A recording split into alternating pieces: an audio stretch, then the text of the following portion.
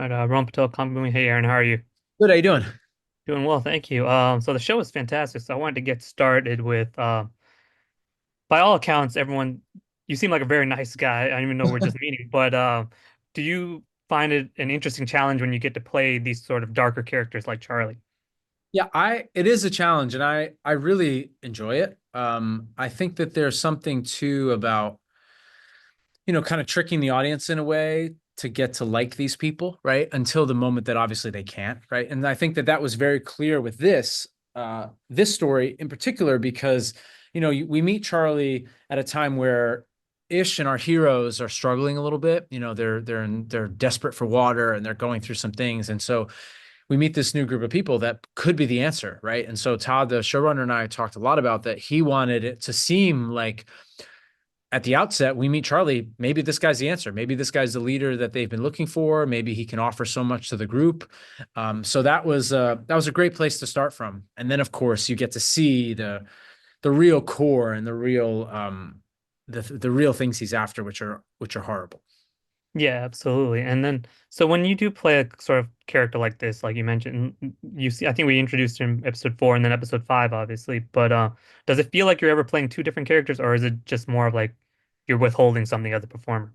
Yeah, I think it's more that you're withholding, right? It's like for something like this, I think you have to connect to that dark place and what that is and why that is and where he comes from. And for something, as you mentioned, like I jump in at episode four, I think it's like 17 years after the event where we've watched our other heroes survive through goodness and kindness and love. And then we meet Charlie and his crew.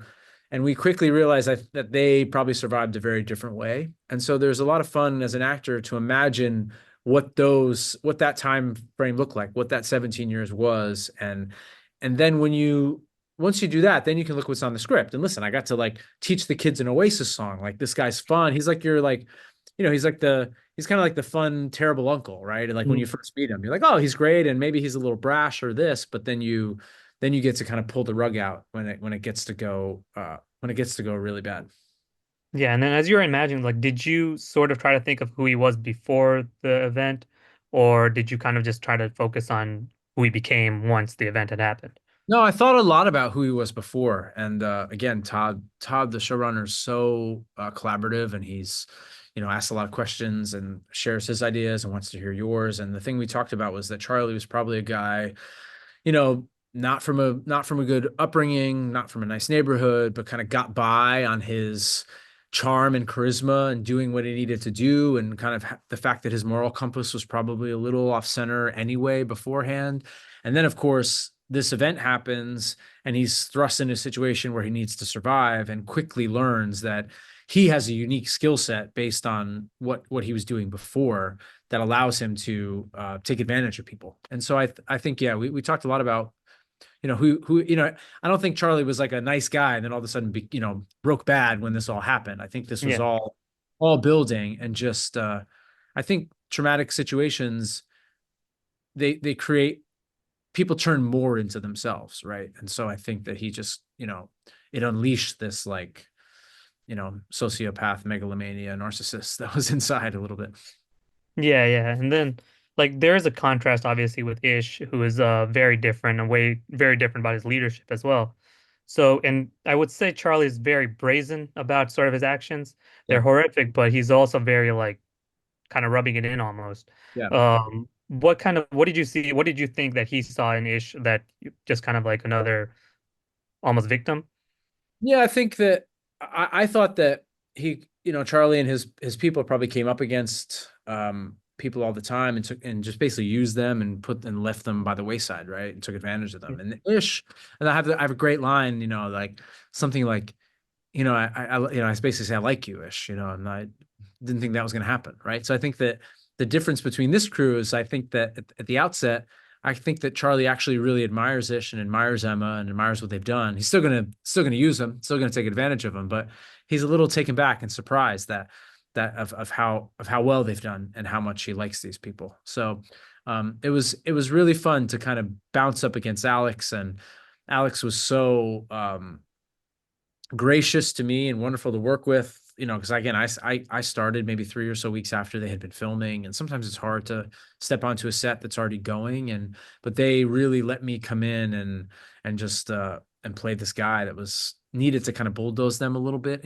at some moments, and I have to give Alex and Jess and the rest of the cast credit because they don't people don't always let you do that, and they were so Mm. gracious to me, so it was awesome. Yeah, yeah. And then like since you do see the whole societal collapse, I mean, that's how the show starts. So it's like, was there anything that surprised you when you were kind of filming, like about the way they went about things? Like you see like 20 years worth of events. So like, was there anything that particularly like caught your eyes? Like, oh, this would potentially happen, and based on what already happened to us like a couple years ago. Yeah, we were shooting in this really wonderful little cul-de-sac that they had closed in, where their kind of compound is, but it was up on this hill, and you could actually kind of see down into there's like a lake and down in the valley, but it was very, very quiet in Vancouver where we were shooting, especially at night. And I really thought, I imagined like being in a place like that 15 or 20 years after everyone was gone, but like all the houses are still going to be there and all these, so it was a very wonderful setting, right? We weren't on a, at least what I shot, the show was barely on a stage, like it was all locations. So, whenever that is possible and happens, I think it creates a reality in what you're doing that you can like lean into. And a lot of times at night, I would just go outside and kind of look around, and it was very easy to imagine like that nobody was around because it was so quiet where we were shooting up on this beautiful hill. Awesome. Well, thank you so much for your time, Aaron. I'm a big fan. I was a huge Graceland fan back in college too, so it's real Oh, cool to talk to you. oh, thank you. Yeah, nice to meet you. Awesome. Thanks. Nice to meet you. Thank you.